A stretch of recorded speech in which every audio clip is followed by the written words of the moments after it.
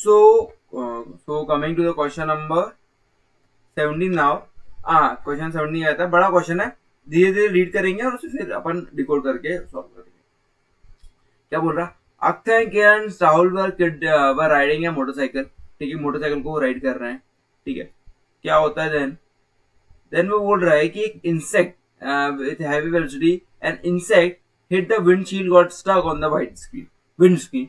एक इंसेक्ट सामने से आता है और उनकी विंड स्क्रीन पे हिट कर जाता है, ठीक है। फिर क्या होता है, वो लोग अख्तर एंड किरण सारे पॉन्डरिंग होते हैं। पॉन्डरिंग मतलब क्या, कि वो बात करना स्टार्ट करते हैं सिचुएशन के ऊपर कि क्या हो रहा है। सॉरी। किरण ने सजेस्ट किया कि the insect suffered a greater change in momentum as compare to the change in momentum of the motor car. भैया विंड स्क्रीन से टकराए होंगे दोनों, तो समझ लो अभी दो ऑब्जेक्ट्स हैं, ठीक है। एक का मास m1 है, एक का मास m2 है। इंसेक्ट का m2 है, इसका m1 है। ये दोनों किसी वेलोसिटी चल रहे हैं और ये दोनों टकरा गए, ठीक है, टकरा गए। अब हमने पढ़ा था कि हमारा जब कोई एक्सटर्नल फोर्स नहीं लग रहा होता है तो चेंज इन मोमेंटम कंजर्व रहता है। तो भाई चेंज इन मोमेंटम कंजर्व मतलब initial is equal to final, है ना, initial is equal to final. होता था कि हम लिखते थे कि नहीं, m1 v1 equal to m2 v2, ठीक है। जैसे मान लो v1 है, इसका मान लो v2 है, फाइनल को चल रहे हैं v3 से, ठीक है। तो हम क्या लिखते थे, अगर हम लिखना चाहें तो हम लिखना चाहेंगे m1 v1, है ना, इसका velocity plus m2 v2 is equal to m3 v3, m3 v3 लिख ले। या फिर अपन ऐसा लिख सकते हैं कि m1 v3 लिख रहा हूं, मैं बताऊं क्यों। m1 v3 रहता है, मैं इसकी मान रहा हूँ, फिर मैं वो मान रहा हूँ कार की, क्योंकि भाई इंसेक्ट तो आके मर ही जाएगा, मर जाएगा तो फिर जीरो मान लेते हैं, जीरो ही तो हो जाएगी, वो तो टकरा गया है, तो चिपक जाएगा वो तो उससे। तो फिर हम कुछ भी मान सकते हैं, या फिर हम ये मान लें सिंपल। तुम अगर मैं और सिंपल करना चाहूँ, अगर तुम बोलोगे नहीं सर, आप तो बोलोगे कि चिपक जाएंगे, दोनों के मास सेम हो जाएंगे, फिर मतलब मास कंबाइन हो जाएंगे, तो मैं ऐसा मानना चाहता हूँ, तो हम m1 v3 plus m2 v4, ऐसा तो होगा कि नहीं होगा, ये बता दो, ये चीज हो रही होगी कि नहीं हो रही होगी। हाँ सर, ये चेंज इन मोमेंटम तो ऐसे लिखेंगे ना सर, कंजर्वेशन मोमेंटम। तो फिर ये किसका, ये कार का है, ये कार का है, तो m1 v3 m2 minus v4 ये लिख सकता हूँ, लिख सकता हूँ। हाँ सर लिख सकते हो आप, बिल्कुल। तो बस यही चीज है, तो चेंज इन मोमेंटम तो कंजर्व भी रहता है, तो हम पढ़ते ही आए हैं। तो बस सर वही चीज वो कह रहा है, वो गलत कह रहा है, लेकिन वो कह रहा है कि अलग अलग होगा, ऐसा नहीं है, सेम ही होगा, ठीक है, सेम ही होगा कंजर्वेशन मोमेंटम से। तो पहला तो हमारे लॉ ने हमारा प्रूव गलत कर दिया कि भाई कंजर्वेशन मोमेंटम नहीं लगेगा, ठीक है, किरण ने हमारा गलत कह रहा है।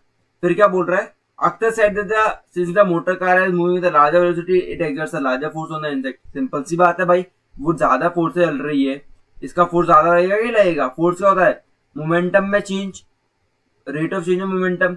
मोमेंटम क्या होगा कार का, m इंटू वी। मास तो पहले ही ज्यादा कार का, ऊपर से वेलोसिटी भी कुछ ज्यादा होगी इंसेक्ट से, तो भैया तब तो वो कार से टकराएगा तो चूर चूर हो जाएगा, मर जाएगा, तो फोर्स ज्यादा लगेगा तभी इंसेक्ट मरेगा। तो अख्तर ने बिल्कुल सही कहा है। फिर क्या बोल रहे हैं कि राहुल ने बोला है कि putting a entire new explanation set the both motor car and the insect experience the same force. हाँ भाई ये बात तो बिल्कुल सही है। ये कैसे सही है, थर्ड लॉ ऑफ मोशन से, every action has an equal and opposite reaction.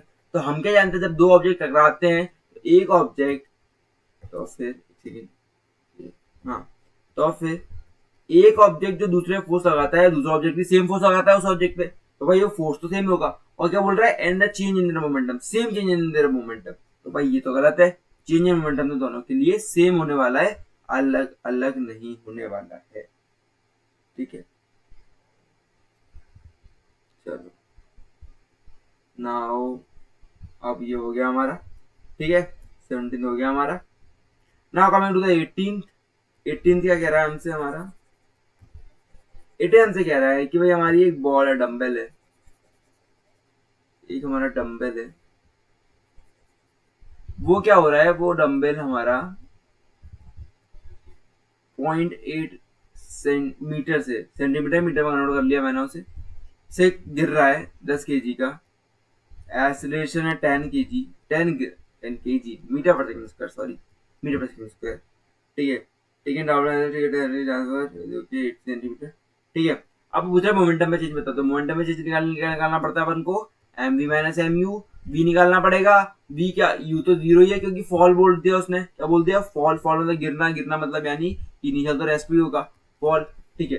तो एम वी निकालना है, वी निकालने के लिए क्या लगा देंगे अपन, second law of motion v square equal to u, second law of motion नहीं, v square equal to second equation of motion, v square equal to u square plus 2s, v square कितना हो जाएगा 2 into 10 into 0.8 यानी कितना के 2 into 16 हो जाएगा, ये 16 का अंडर रूट यानी प्लस माइनस 4।